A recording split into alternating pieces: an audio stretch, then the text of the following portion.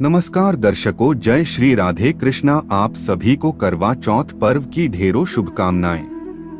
मित्रों, आज के वीडियो में हम करवा चौथ की कथा सुनेंगे, लेकिन उससे पहले आप सभी से अनुरोध है कि इस चैनल को सब्सक्राइब जरूर करें। आप और आपके परिवार पर माता रानी की कृपा सदा बनी रहे। चलो मित्रों, कथा शुरू करते हैं। सालों पहले एक शहर में साहूकार रहता था, जिसके 7 बेटे और एक बेटी थी। बेटी का नाम करवा था। साहूकार ने अपने बच्चों का पालन पोषण काफी शाही तरीके से किया था।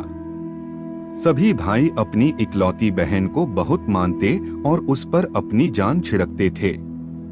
उन्होंने उसकी शादी एक अमीर साहूकार के साथ एकदम शाही तरीके से की। एक दिन करवा ससुराल से अपने मायके आई। सभी भाइयों ने उसका जोरदार स्वागत किया। उन्होंने पहले अपनी बहन को खाना खिलाया और फिर खुद खाया। इसके बाद सभी एक साथ बैठकर बचपन की यादें साझा करने लगे। इसी तरह कुछ दिन बीतते चले गए। एक दिन शाम को जब करवा के सातों भाई अपने काम से घर लौटे, तो उन्होंने देखा कि उनकी बहन काफी उदास होकर बाहर बैठी थी। अपनी बहन करवा को उदास देखकर सभी भाई चिंतित हो गए।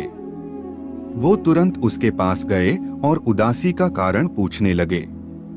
इस पर करवा ने बताया कि उसने अपने पति के लिए करवा चौथ का उपवास रखा है और चांद के इंतजार में सुबह से ही भूखी प्यासी है। जैसे ही चांद निकलेगा, वह उसे देखकर अपना उपवास तोड़ेगी। यह सुनकर भाइयों का भी मन उदास हो गया। वो सभी करवा के इस कष्ट को नहीं देख पाए, खासकर उसका सबसे छोटा भाई, जिसे करवा से सबसे अधिक स्नेह था। बहन को भूखा प्यासा देखकर सभी भाई कुछ ऐसा उपाय सोचने लगे जिससे वो अपनी बहन का कष्ट दूर कर सकें। तभी उन्हें एक तरकीब सूझी। सभी भाई तुरंत एक पीपल के बड़े से पेड़ के पास पहुंचे। उनमें से सबसे छोटा भाई एक जलता हुआ दीपक लेकर उस पेड़ पर चढ़ गया और उसे एक छलनी में रखकर वहीं छोड़ दिया। इसके बाद पूरे गांव में हल्ला हो गया कि चांद निकल आया। करवा भी उस जलते दीपक को चांद समझ बैठी और जल्दी से पूजा पूरी कर अपना उपवास खत्म करने के लिए बैठ गई। जैसे ही उसने खाने का पहला निवाला उठाया, उसकी नजर भोजन में पड़े बाल पर पड़ी। उसने तुरंत उस निवाले को अपने प्लेट से निकालकर दूसरी तरफ रख दिया। इसके बाद उसने दूसरा निवाला अपने मुंह में डाला।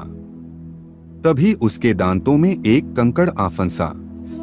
उसने झटपट उस निवाले को भी प्लेट से हटा दिया। इसके बाद उसने तीसरा निवाला अपने मुंह में रखा कि तभी उसे एक बुरी खबर मिली। करवा को पता चला कि उसके पति की मृत्यु हो गई। यह सुनते ही करवा पूरी तरह से टूट गई और जोर जोर से रोने लगी। कुछ समय बीतने के बाद उसे अपने पति के मृत्यु की सच्चाई का पता चला। उसे जानकारी मिली कि उसके भाइयों के कारण उसने दीपक को चांद समझ लिया था और अपना उपवास खत्म किया था। इस वजह से देवता नाराज हो गए और उसके पति को मृत्यु दंड की सजा सुनाई। सच्चाई का पता चलने के बाद करवा ने अपने पति का अंतिम संस्कार नहीं करने का प्रण लिया। देखते देखते 1 साल बीत गए। करवा अपने पति के मृत शरीर के पास ही बैठी रही। वह रोजाना अपने पति के शव को साफ करती और वहां उगने वाली घासों को भी हटाती रहती थी। 1 साल के बाद फिर से करवा चौथ का पर्व आया। हमेशा की तरह सभी महिलाएं इस व्रत को करने के लिए एक साथ जुटीं। इसमें उसकी 7 भाभी भी थीं। शाम के समय पूजा समाप्त करने के बाद जब करवा की सभी भाभी उसके पास पहुंची, तो उन्होंने करवा को आशीर्वाद मांगने को कहा।